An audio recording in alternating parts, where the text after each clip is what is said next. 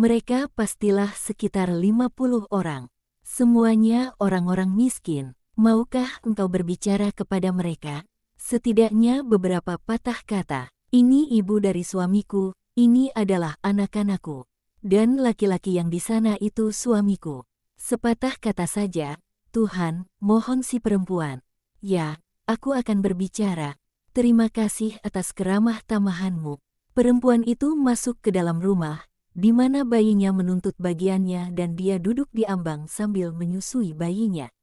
Dengarkanlah, di sini di lututku ada seorang anak kecil yang telah berbicara dengan sangat bijaksana. Dia mengatakan, semua yang didapatkan lewat kebohongan akan menjadi jerami. Ibunya yang mengajarinya kebenaran itu bukanlah isapan jempol, itu adalah kebenaran abadi. Apa yang dilakukan dengan tidak jujur, tidak akan pernah berhasil.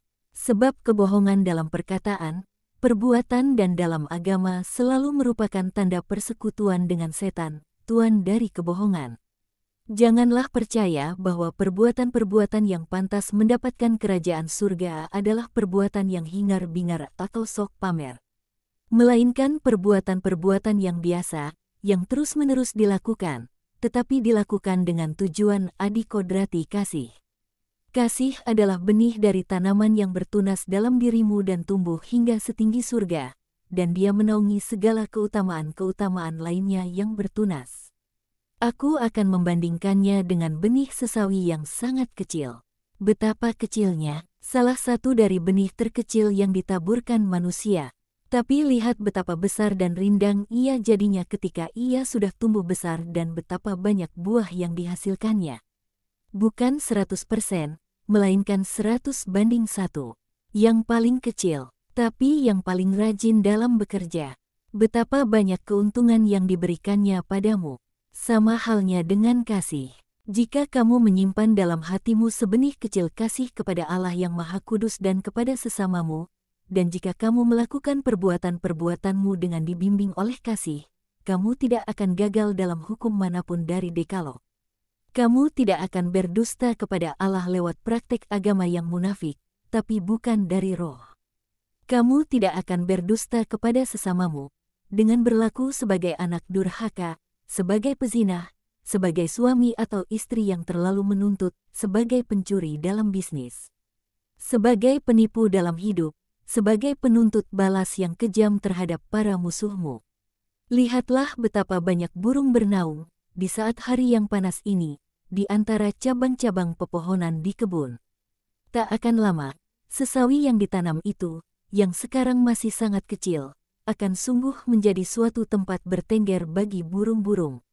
Segala burung akan datang untuk bernaung aman pada pepohonan yang subur dan rindang itu dan anak-anak mereka akan belajar terbang dengan aman di antara cabang-cabang itu yang adalah bagai tangga-tangga dan suatu jaring yang dapat mereka daki tanpa terjatuh.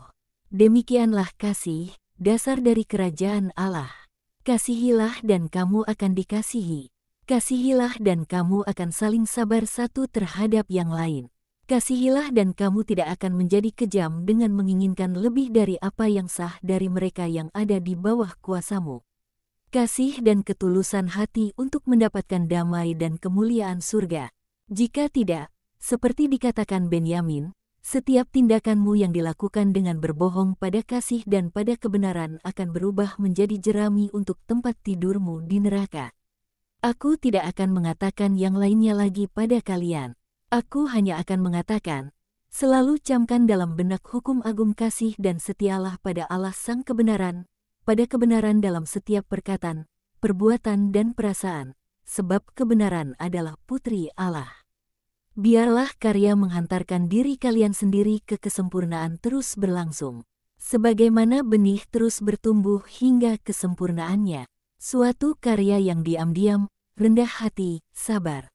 Kalian dapat pastikan bahwa Allah melihat pergumulanmu dan Ia akan menganugerahimu ganjaran yang terlebih besar atas upayamu mengatasi cinta diri, atas upayamu menahan suatu perkataan kasar, atas upayamu memuaskan suatu kepentingan tanpa diperintahkan untuk melakukannya, daripada jika, bertempur dalam suatu peperangan, kamu membunuh musuh.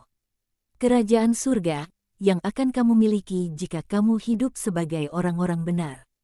Dibangun dengan hal-hal kecil sehari-hari, dengan kebaikan, kesederhanaan, kesabaran, merasa puas dengan apa yang dimiliki, saling sabar satu sama lain, dan dengan kasih. Jadilah baik, hiduplah dalam damai, satu dengan yang lainnya. Janganlah mengeluh, janganlah menghakimi, maka Allah akan bersamamu. Aku memberi kalian damaiku sebagai berkat dan syukur atas iman yang kalian miliki dalam aku. Kemudian Yesus berpaling kepada si perempuan dan berkata, kiranya Allah memberkatimu secara istimewa, sebab kau adalah seorang istri yang kudus dan seorang ibu yang kudus. Bertekunlah dalam keutamaan. Selamat tinggal, Benyamin. Kasihilah kebenaran dan taatilah ibumu. Berkatku untukmu, untuk saudara-saudara kecilmu dan untukmu, ibu. Seorang laki-laki maju. Dia malu dan berkata terbata-bata, tapi, aku tergerak oleh apa yang engkau katakan mengenai istriku. Aku tidak tahu, apakah kau tidak punya mata atau inteligensi? Ya, aku punya. Mengapakah kau tidak menggunakannya? Haruskah aku membersihkannya? Engkau telah melakukannya, Tuhanku. Tapi aku mencintainya. Engkau tahu, masalahnya adalah bahwa orang terbiasa dan orang berpikir bahwa adalah sungguh baik menuntut terlalu banyak, sebab yang lainnya lebih lembut dari kita. Janganlah lakukan itu lagi. Kau selalu ada dalam bahaya dalam pekerjaanmu.